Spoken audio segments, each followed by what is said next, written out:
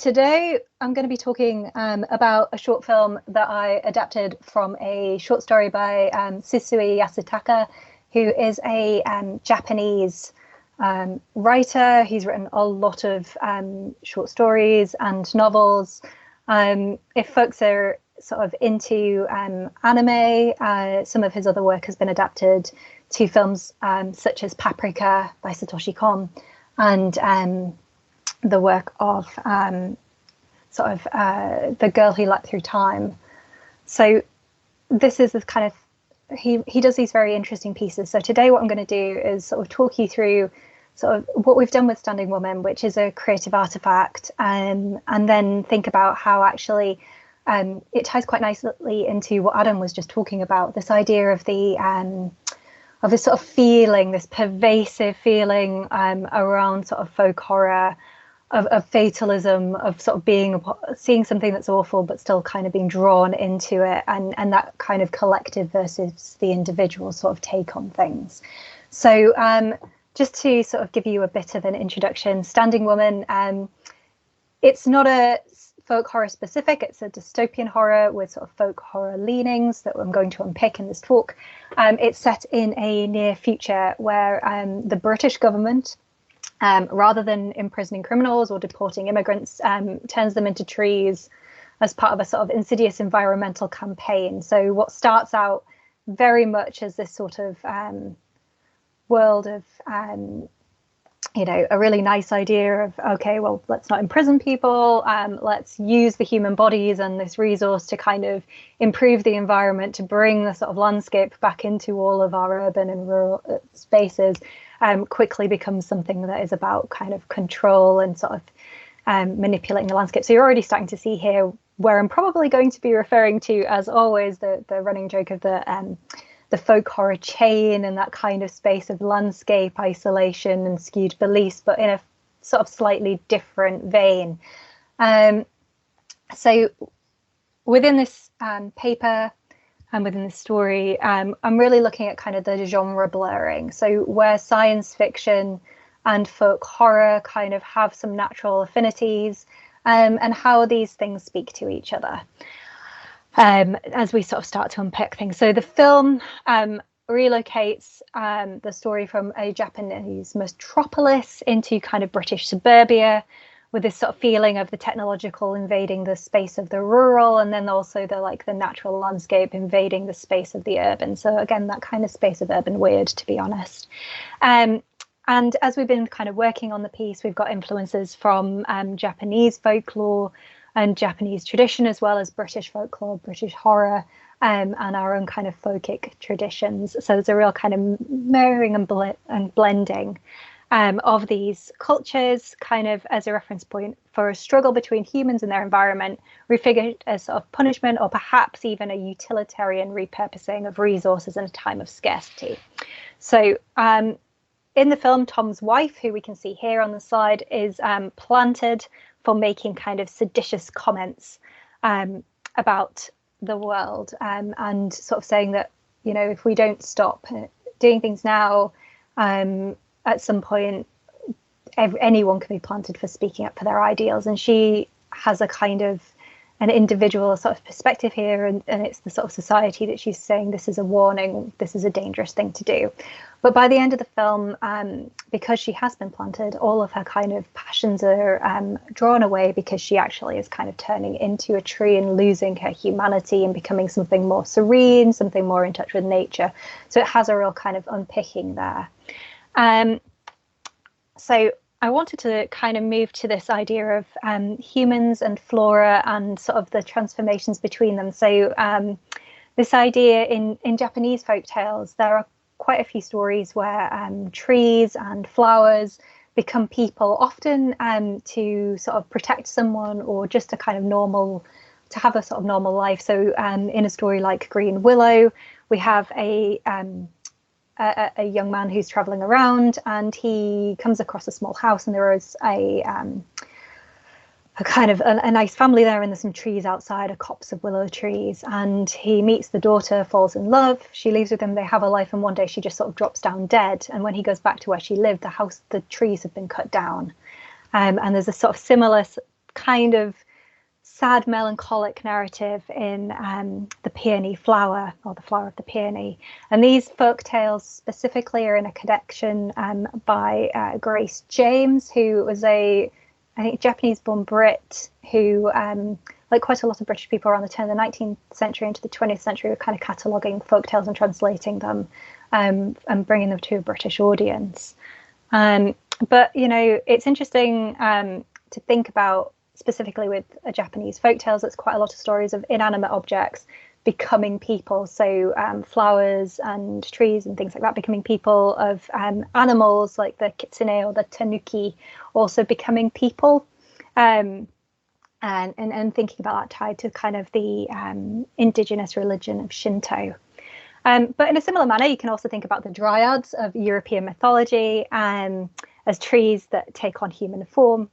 And also sort of thinking about the transformations of Greek mythology, such as sort of Daphne and trying to escape Apollo, who we've got here kind of fantastically turning into a tree, or thinking about stories like Narcissus. So there's a lot of kind of transformation, and it's these sort of folkloric foundations that provide a space for the short film and some of the things we were working with when we were thinking about the visualization of people turning into trees.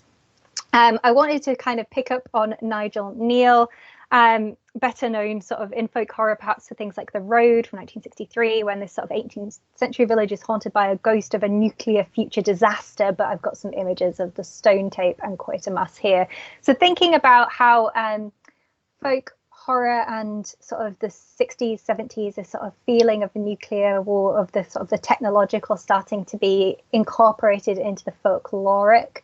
And this is a space that, if anyone saw me speak at Falmouth, is something I'm really, really interested in, and thinking about kind of isolated communities of technology, so computer science and other scientific labs, and how that kind of feeds into some of these similar feelings, these similar kind of trends and atmospheres that we get within folk horror. And I just wanted to throw a slide of sort of Japanese anime, which is kind of one of the other areas that I look at. My PhD was on sort of post-humanism in anime and Western films.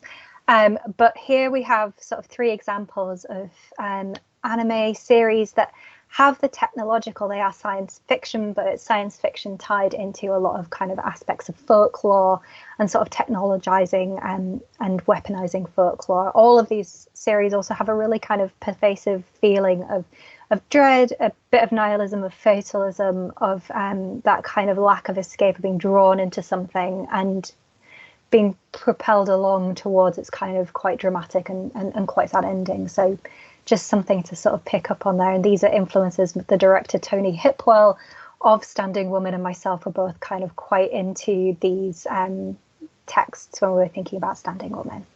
So here we are. Of course, it's getting towards sort of the 2/3 of the way into the paper, so I wouldn't be anywhere without a little bit of Scovell.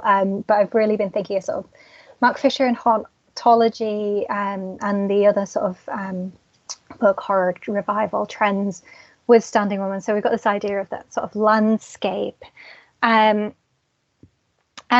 with the original story being in a metropolis, the urban can have sort of inverse impacts on the kind of belief systems of inhabitants, I would argue, as much as the more sort of typical rural folk horror. However, the invasion of the natural, or the rewilding of urban spaces, offers this kind of environment to think about the resurgence of the land in the city, a sort of natural force which cannot be completely removed.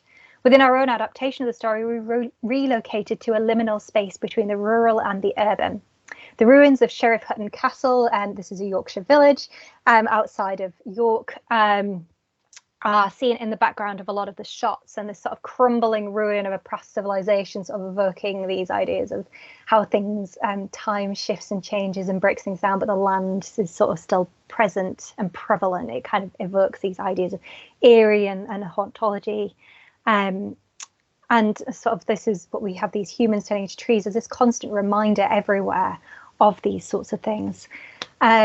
And we can see them in here at Sheriff Hutton Village Store, and where we see 2 of the characters that are interacted with. And the postmen seem to be some characters that really are kind of quite rebellious in dealing with their kind of labour laws and whatnot, but things do not go so well for them in this environment. Isolation, I would argue, that our ever-connected urban environments can be as isolating as those of the cut-off rural village, enabling communities to buy more into kind of unusual practices, as well as being a space for positive connection. So those ideas of us using the internet as we're doing now to kind of connect, but they can also kind of isolate. The world of Standing Woman is a kind of post-Brexit, and it speaks to some of those ideas that are going on at the moment, a sort of splendid isolation where the government is free to explore radical policies of control. And this is something the director, Tony, and I wanted to pursue within the short. No one really questions this policy. It's already become normalized. People barely notice that dogs have been turned into bushes. They just accept their pets are being planted, and that there are planted people on the streets. Few stand up to the regime, and well, the film is about what happens when you do that. Of course, this is getting around those ideas of what folk isolation does in folk horror, which is provide that space for a kind of moral belief system to be skewed and switched up. And I think this is something that is kind of at the heart of Standing Woman, this belief system that actually is, kind of focused on sort of twisting a good environmental ecological policies and taking them for something that is repressive and controlling. And within Standing Woman, this process of planting, this punitive measure takes on an almost ritualistic tone. People are placed within the streets to be seen, to be kind of to act there as a sort of almost human standing stones of this is a thing you must remember and to deal with. Those who are planted are sacrificed to preserve this new belief system, this new kind of government policy. There is no coming back once you become a tree. Tom, the protagonist, works for the government making films to sell this policy. He calls it policy outreach at one point in the film. And here at the bottom, there is the kind of the logo for the Department of Plantation. And I think there's some sort of underlying influences for us in those public safety films that also get drawn into the folk horror kind of canon, and thinking about those stories that are kind of about protection and safety, but also have a kind of underlying sort of fatalism and sort of unpleasantness to them, which works quite well. Finally, I kind of wanted to end on thinking about our kind of two protagonists, this tone and the tone of sort of fatalism in there. There is no happy ending for Mari and Tom. Within the film, Mari has a sort of final act of rebellion in that she carves their initials into her leg with a pen, so it's quite bloody, but she's sort of making a final act of rebellion, something that will be ever present afterwards. But there is no discussion in the film or intention that he will be able to rescue her. There is nothing that is kind of that sort of positive. This is the world as it is. This is their last kind of interaction that we see. She is eventually no longer going to be human, and he transplants her into his garden at the end of the film. But this isn't really a film about anything these characters trying to change their circumstances. They are resigned to them. And I think there is that feeling of sort of resignation that comes of being kind of drawn into the community that we see quite often at the end of folk horror. So while this is a film that is kind of a dystopian text, it's a bit of a biting critique of some of the ways that policies are framed at the moment, both in the UK and I would say in the US as well. It does have some of these influences of kind of folk horror quite present within them, especially in some of the visuals. So that's the end of the presentation. Are there any questions?